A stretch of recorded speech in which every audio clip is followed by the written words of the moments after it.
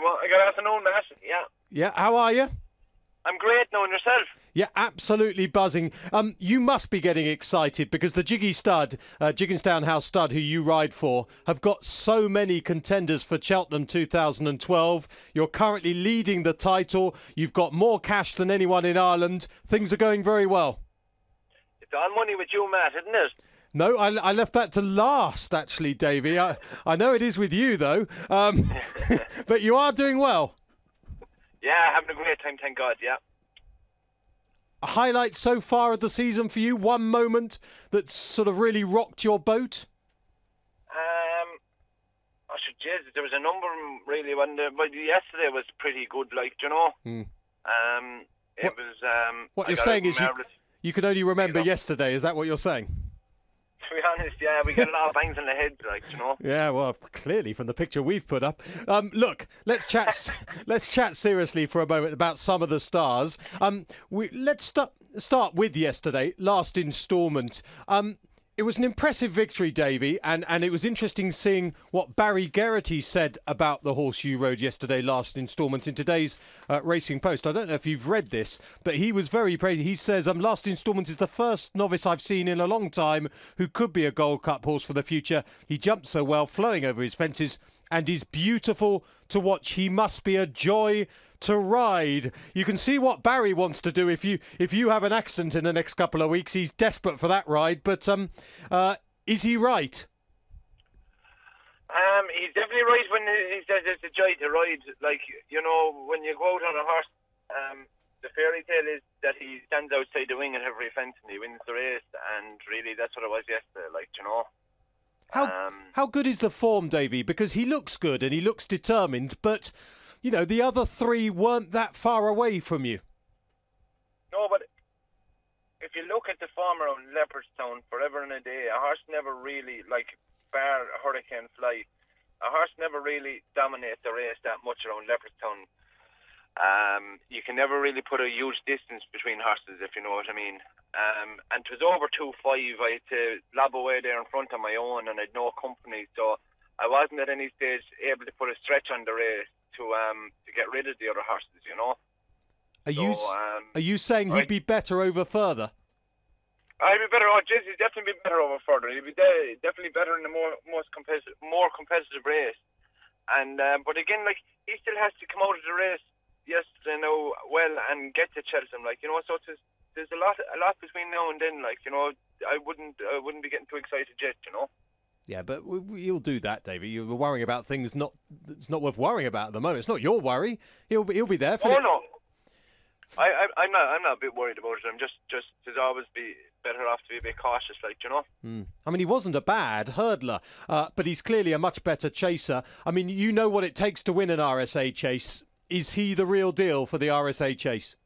Yeah, but you see, that's where I got confused when I didn't choose him the last day, because I rode him over hurdles, and he, towards the end of the year, he weakened out as an individual like himself. He weakened out, and he made a bad mistake at the last in Fairyhouse and couldn't recover from it, and then he ran a stinker in Punchestown. And he just progressed and he strengthened up and filled into the horse that we always kind of thought he might be, but he wasn't a grade 1 hurdler by any matter of means, and he wouldn't give you a feel of a grade 1 hurdler, like, you know, but that's the difference between chasing and hurdling, you know. Okay. His jumping convinces me more, and please tell me I'm talking nonsense here because the viewers will love it for if nothing else. His jumping convinces me more than Bog Warrior. I know Bog Warrior hacked up the other day, and we're having a look at that, Davey, as we speak to you, but there's just something about Bog Warrior that he just doesn't convince me quite as much as last instalment. Is that a nonsense? I'd imagine Bog Warrior has a huge amount of ability, like, you know. He's got an unbelievable energy, like, and his jumping is a matter. You see, it's very hard to go out in a race and be sending a horse outside the wings at every fence, if you know what I mean, because, you know, you end up beating one short and the horse doesn't know what to do, so you try to build it up into the race as you're going along and maybe meet the last 4 or 5 fences on a good stride, and that's what all I was doing on Saturday, was kind of trying to warm him up into it, trying to tease him a bit and finish the race on a good note. And basically that's all that we were doing on Saturday. So it was very easy to do it because of the opposition, you know. In a better race, I don't know whether, like, in a better race, I'd imagine Bog Warrior would jump better, you know, because he'd be flowing along there, going a good gallop the whole way, and you wouldn't be interfering with him. We know you're mad. You're a jockey, and all jockeys. Stone mad. Yeah, well, we know that. All jockeys are absolute fruitcakes. You'd have to be to throw yourself at the kind of obstacles you throw yourself at. However, as an outsider looking in, Davy, I'd say you'd have more confidence throwing Last Instalment at the final fence in the RSA with 3 upside you than you would Bog Warrior. Not necessarily. Not necessarily, no. I just see, like, Weapons Amnesty wasn't the best jumper of all time, but in Cheltenham, going a real good gallop the whole way, flying down to the last, you could send him, like, you know. You could be very confident that let him rock and roll down to a fence there, he'll find his way to the other side real quick, you know. All these horses could end up in the RSA, Davy. I mean, Bog Warrior actually has got quite a lot to answer as far as stamina is concerned. He's only ever twice ran over 2.5 miles, and all his other runs are shorter. Would you think the RSA is the race for him at this stage of his career? I don't know whether he'll even go to Cheltenham, Matt. Whether the powers at Fairyhouse might be the race for him, being course and distance winner, like, you know. So the ups and downs at Cheltenham, he's a low head carriage and gallops pretty low to the ground, which would suggest that maybe a flatter track would suit him better, you know. Okay, that's very interesting. I don't think he'll go to Cheltenham myself. But as of yet, I'm not managing the Gigginstown House stud horses, and very unlikely, seeing as I'm not related to Mr. O'Leary. So I just don't think it's the right thing at this stage of his career. But what do I know, Davey? What do I know? As you tell me all the time, I'm an absolute muppet. Let's have a word about Trifolium. Beautiful bit of acceleration the other day. He surprised me because I thought he'd just bomb off in front, but his acceleration off the final bend was something to behold, really. Yeah, he didn't surprise me, no. I hold him, I think he's a decent horse, and again, he's a type of horse there. Look, he's an excellent jumper, and when he's settled, he's a very good horse, yeah. I'd like to think a fast pace in the Supreme Novices Hurdle will be just what he would enjoy. Yeah, I'd say he wouldn't mind lobbing away in front. Want a good gallop either, you know.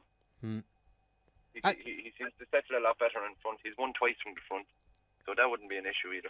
The cheap pieces make you slightly wonder about him. Why does he wear those?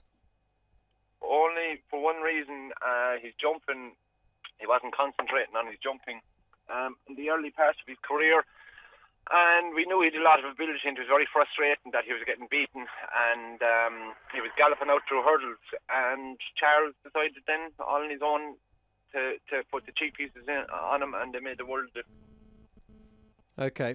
Let's move on to another chaser. Sire Deschamps, last seen on the 28th of Jan, hacking up in a novice chase, Grade 2 category at Leopardstown.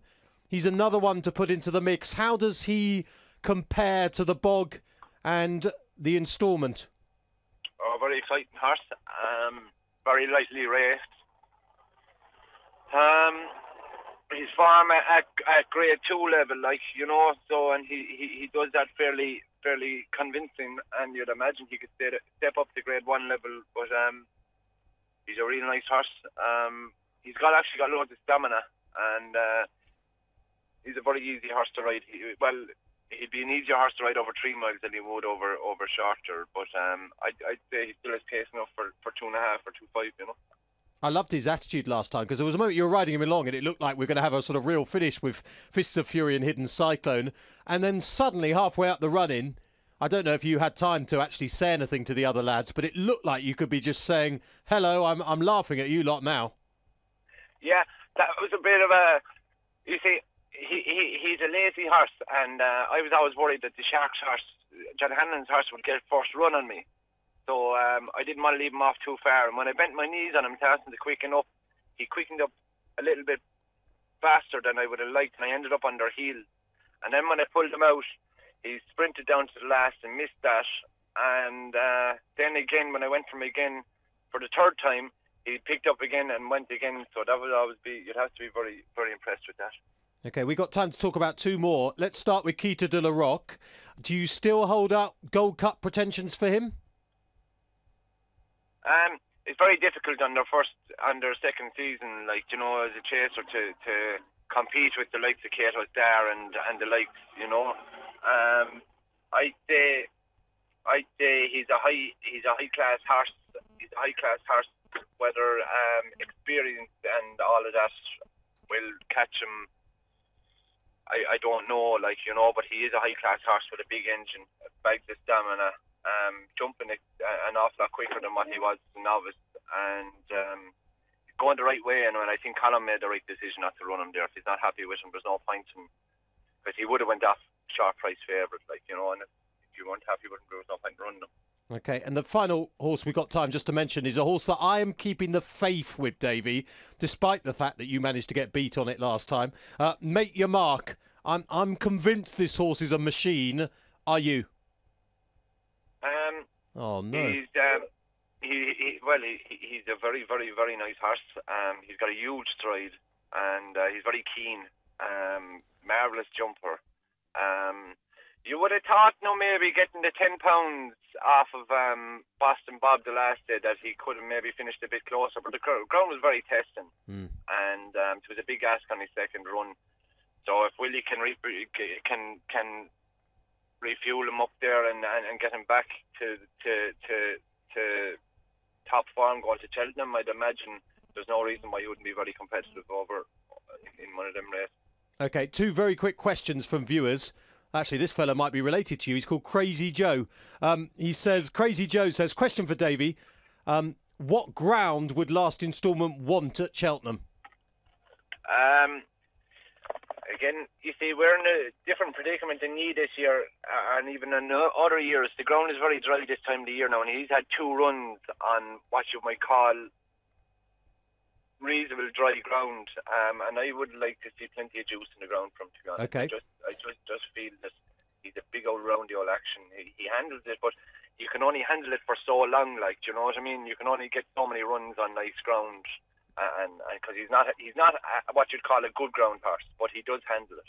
Okay, Davy. And yes or no to this question from Ray. Can you ask Davy if he thought he would have been second on Il Fenomeno yesterday without the mistake at the last? No. Okay. Did it ride like a good race? It rode a nice race. It rode a nice race. Okay. Yeah, I said the winner of the day. Not a pint-to-pint winner. You're mad. Them pint-to-pint are shoving out them good horses. I tell you, we're going Irish point-to-point mad at the moment. Yeah, it's fantastic, isn't it? Another one for you to sell on. And Dave Hurley just says he wants you to be champ. Pull your finger out. Thanks, Dave. I appreciate that. Yeah. And final question. The vote of confidence. Final question from me, which is much better than any of the questions so far. Of all your rides that you're riding at the moment, which is the one horse, Davy, that you're most looking forward to riding at the Cheltenham Festival? The one horse.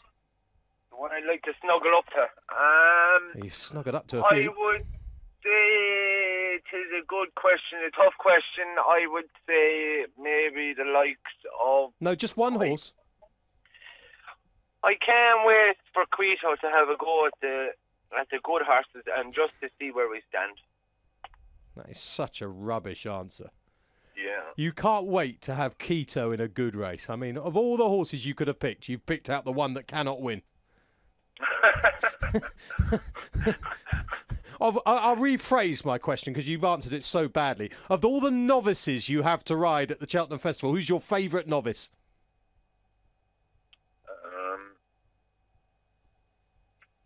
I would say my favourite novice, I suppose the horse yesterday. Jez, you'd have to say he's a fantastic horse, really.